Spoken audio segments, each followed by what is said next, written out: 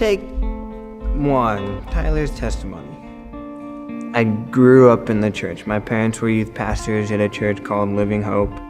You know, growing up in the church, you go to Sunday school, learn all those Bible verses, all those stories and everything, so I knew all that.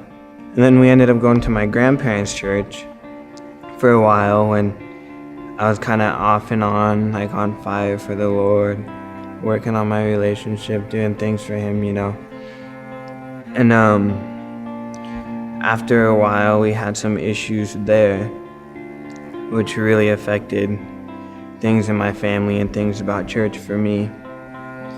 During this time, maybe like a couple years, or about a year, I wasn't really doing anything. I mean, I went to church because my parents wanted me to. It wasn't like I was like, oh yeah, I get to go to church, you know? I wasn't really doing like a bunch of bad stuff. I mean, I got in trouble, but it wasn't like horrible. I wasn't going out and getting drunk every night or every weekend or whatever. But I mean, I still wasn't serving the Lord. I wasn't living a good life. I just went to church because it wasn't like I wanted to or anything. But sophomore year, September, like so right when sophomore year started, my parents made me go to youth group at Faith Ministries, the church I'm attending right now. And one of my old best friends, I actually grew up with him, he ended up being there too. But that night, God ended up showing up in my life,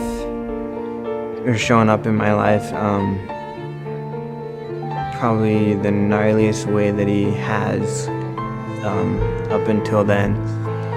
And from that point on, I kind of decided to live my life for Him, work on my relationship with Him, and really try to get to know Him and do what He wants me to do, you know?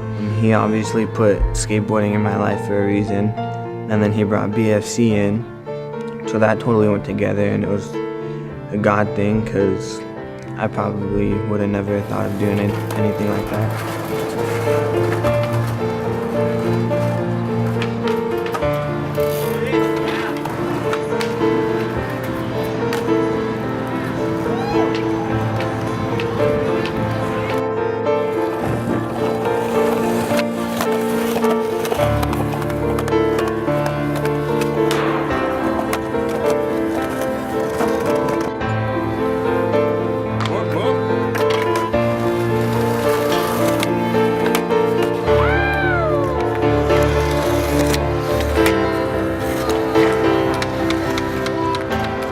Like, I had experienced God before, to certain points, you know, like you can feel Him and like you cry and all this stuff.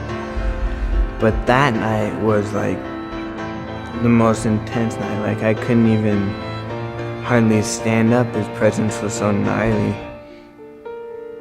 And basically told me, like, you know, even though I wasn't doing anything like super bad, He basically told me, like, now's the time to live the life for me. And so basically at that point, I was just like, dang, like, the homie's real, you know?